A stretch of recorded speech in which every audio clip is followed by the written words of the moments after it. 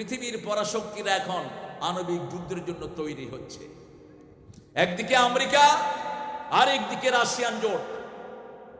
শুধু একটা switch tipper অপেক্ষায় আছে তারা। একটা সুইচ টিপ দিবে, পৃথিবীর 250 থেকে 300 কোটি মানুষ মারা যাবে সাথে সাথেই।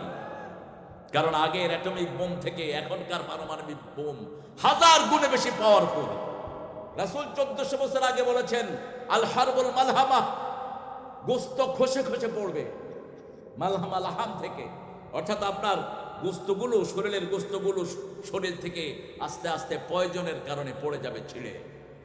একটা যদি আণবিক বোম ব্লাস্ট হয় যে কোনো জায়গাতে পৃথিবীর, মোট 250 থেকে 300 কোটি মানুষ বিলীন হয়ে যাবে পৃথিবী থেকে।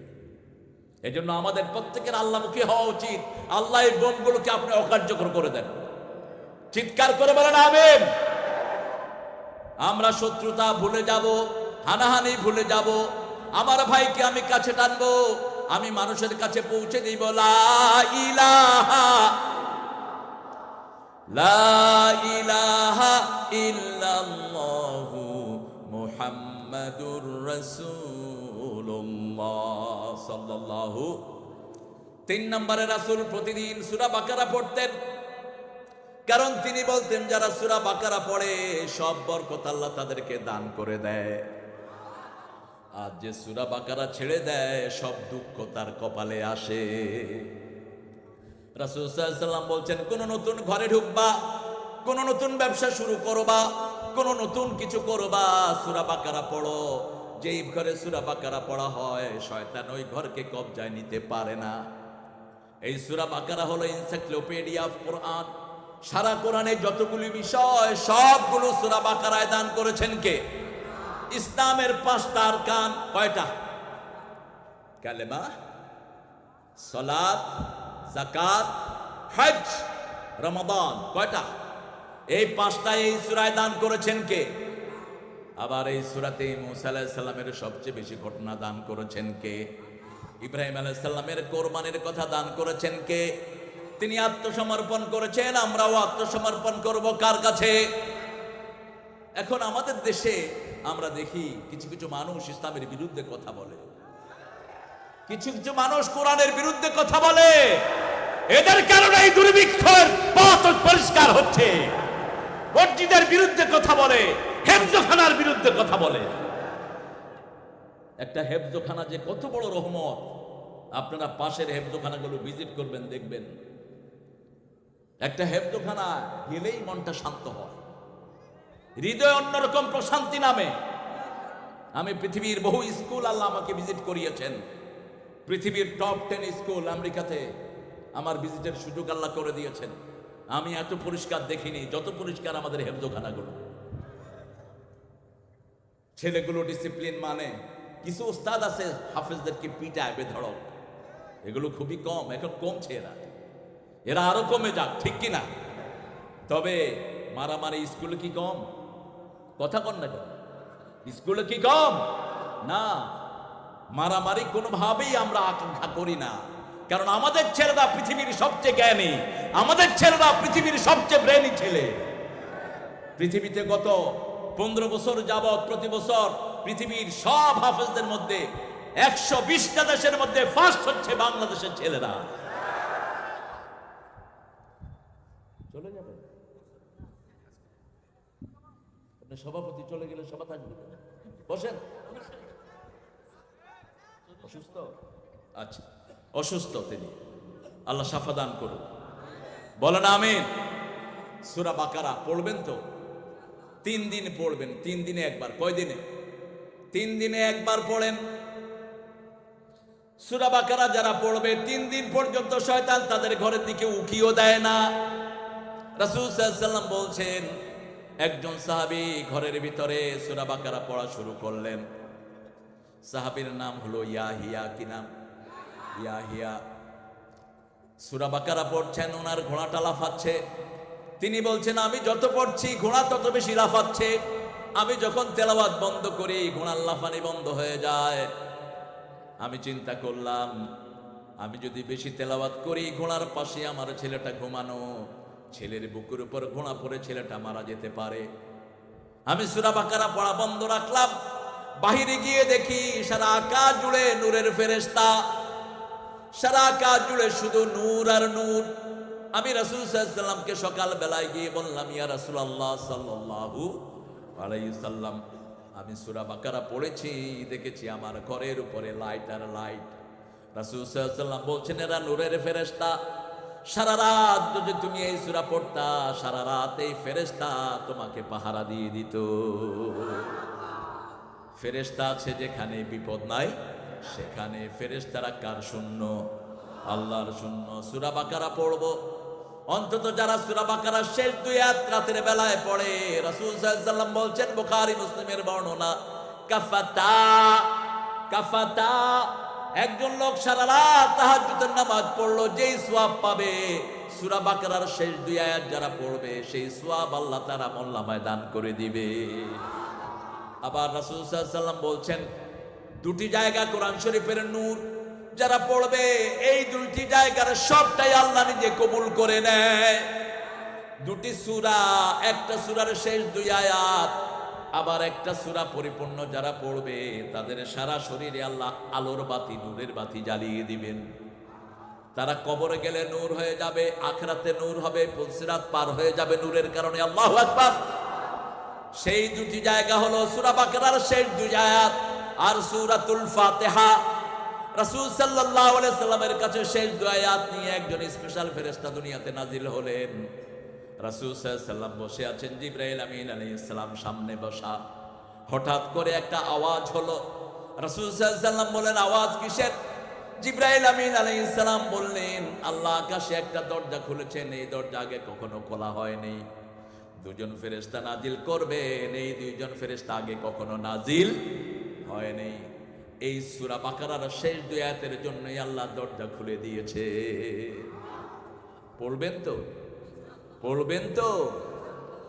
আপনাদের দুর্ভিক্ষ থেকে বাঁচার দোয়াও আছে এই সূরার ভিতরে। সুবহানাল্লাহ। এই সূরার ভিতরে এমন কোন জিনিস নাই যেটা আল্লাহ রাব্বুল আলামিন আমাদের জন্য উপকারের জন্য নাজিল করেন নাই। সবগুলো সূরাই উপকারী। সবচেয়ে বেশি উপকারী হলো সূরাতুল বাকারা। 5টা ইসলামের আরকান এই সূরাতে দান করেছেন কে? নামাজের সূরা, আবার যাকাতের আয়াত, আবার দিয়েছেন হজের আয়াত, আবার দিয়েছেন রমজানের আয়াত, আবার দিয়েছেন লা ইলাহা ইল্লাল্লাহু মুহাম্মাদুর রাসূলুল্লাহ সাল্লাল্লাহু। প্রথম 10 আয়াত থেকে আজকে কথা বলবো, আল্লাহ তৌফিক দান করেন। এই কোরআন শরীফের বিরুদ্ধে যারা দাঁড়ান, তারা ফিরে আসেন, ফিরে আসেন কোরআনের দিকে। মুসলমানের বিরুদ্ধে যাব না আমরা। সারা দুনিয়ার মুসলমান একটা শরীর। আমার যে কোনো ভাইকে কেউ আঘাত করবে, সেটা আমার গায়ে লাগে, ঠিক না বেঠিক? আমরা একটা শরীর। কে বলেছেন? কে বলেছেন? আল্লাহ বলেছেন। ও নবী, আপনি বলে দেন, কাজাসাদিন ওয়াহিদ, একটা শরীরের মতো। শরীরের যে কোনো অঙ্গ প্রত্যঙ্গে আঘাত লাগলে যেমন শরীর ব্যথা পায়, একজন মুসলমানের গায়ে আঘাত লাগলে যদি অন্য কোনো মুসলমান ব্যথা না পায়, বুঝতে হবে ও মুসলমান নয়, ও মুনাফিক। আমরা একটা শরীর, আল্লাহ কবুল করেন। আরো চিৎকার করে বলি আমিন। দেখেন, আমাদের মতো সৌন্দর্য পৃথিবীর কোন ধর্মে নেই। আমরা সব ধর্মের লোকের জন্য দোয়া করি, সব ধর্মের লোকের জন্য আমরাই দোয়া করি। পৃথিবীর অনেক ধর্মের লোকেরা এক জায়গায় একসাথ হলেন, একসাথ হয়ে তারা প্রশ্ন রাখলেন, which religion should be the religion of the world do you think?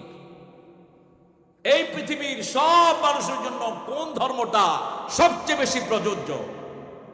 ইহুদি উঠে বলল ইসলাম, খ্রিস্টান বলল ইসলাম, হিন্দুরা বলল ইসলাম। মুসলমান চুপ করে বসে কাঁদছে। মুসলমান একজন বলল ইহুদিকে, আপনি ইসলামকে বললেন কেন? বলছে, ইসলামের কোরআনই বিশুদ্ধ, আর কোন কিতাব বিশুদ্ধ নাই। ইসলামের কোরআনের প্রত্যেকটি অক্ষর দান করেছেন কে? ইসলামী সবার জন্য দোয়া করে, অন্য কোন ধর্মে দোয়ার কোন ব্যবস্থা।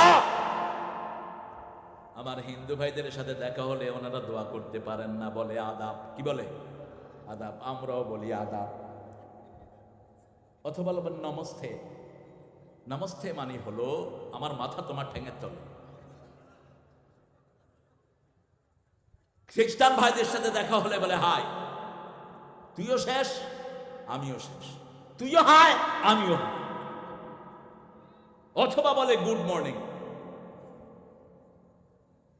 ইংল্যান্ডের রাস্তা দিয়ে একজন মানুষ হেঁটে যাচ্ছে, তিনি ছিলেন মুসলমান, আরেক খ্রিস্টান বলছে গুড মর্নিং। সে বলছে I have broken leg, what a goodness in it, আমার ঠ্যাং ভাঙে গেছে, তুই গুড মর্নিং করছ। আরেকজনকে দেখে বলল আসসালামু আলাইকুম ওয়া রাহমাতুল্লাহি ওয়া বারাকাতুহু। আরেকজন বলল এটার অর্থ কি? ওই লোকটা বলল অর্থ হলো আল্লাহর শান্তি, আল্লাহর রহমত তোমার উপর বর্ষিত হোক। আবার এই লোকটা জবাব দিচ্ছে তোমার উপরে আল্লাহর রহমত, শান্তি, বরকত বর্ষিত হোক।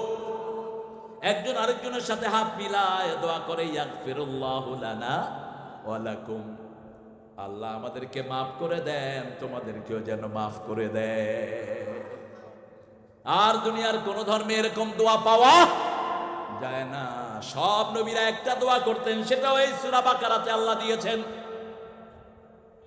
201 নম্বর আয়াতে সেই দোয়াটা আল্লাহ তুলে দিয়েছেন। হজে সবচেয়ে বেশি এই দোয়াটা করেছেন রাহমাতাল লিল আলামিন। রাব্বানা আতিনা ফিদ দুনিয়া হাসানাতাও ওয়া ফিল আখিরাতি হাসানাতাও ওয়া কিনা আযাবান নার। এটার চেয়ে শ্রেষ্ঠ দোয়া নেই।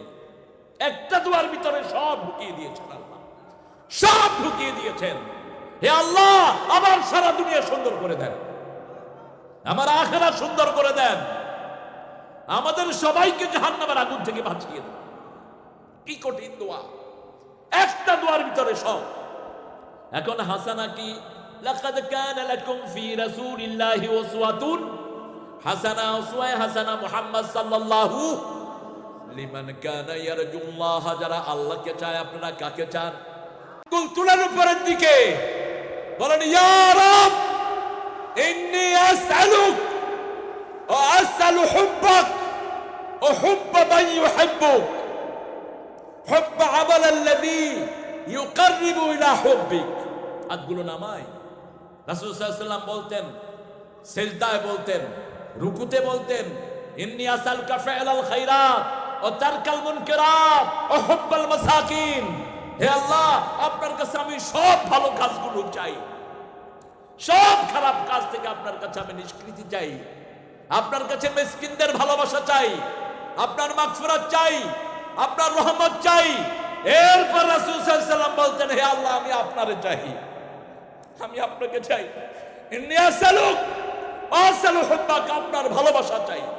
হুব্বা মান ইউহিব্বুক, ওর ভালোবাসা চাই যাকে আপনি ভালোবাসেন। হুব্বা আমাল আল্লাযী ইউকাররিবু ইলা হুব্বিক, ওই আমল আপনার কাছে চাই যেই আমল দিয়ে আপনার ভালোবাসার কাছাকাছি যাওয়া যাবে। আল্লাহ আমাদেরকে আপনার ভালোবাসা দেন। চিৎকার করে বলি আমিন। আল্লাহর ভালোবাসা পেলে আপনি বিবির গায়ে হাত তুলবেন না। আল্লাহর ভালোবাসা পেলে বিবির মহারানার পয়সা আপনি খেয়ে ফেলবেন না, যৌতুকের দাবি করবেন না, মানুষের জমির আইল ঠেলবেন না, অফিসে আদালতে ঘুষ খাবা না, সুদের ব্যবসায় যাবে না। বাংলাদেশে যারা এখন ঘুষ খায় কুত্তার চেয়ে নিকৃষ্ট এরা। আমার দেশের বেতন এত বেড়েছে, সরকারি সবচেয়ে ন্যূনতম স্কেল এখন 25,000 গিয়ে ঠেকেছে। প্রাইমারি স্কুলে স্যার চাকরি করেন, 25,000 টাকা ড্র করেন। একজন পুলিশের কনস্টেবল ভাই রেশন টেশন মিলিয়ে প্রায় 28,000 টাকার মতো পায়। এরপরেও যারা ঘুষ খায় বুঝতে হবে এরা মানবতার দুশমন, দেশের দুশমন, আল্লাহর দুশমন, কোরআনের দুশমন। জমির আইল ঠেলে এরকম লোক অবশ্য দিনাজপুরে নাই।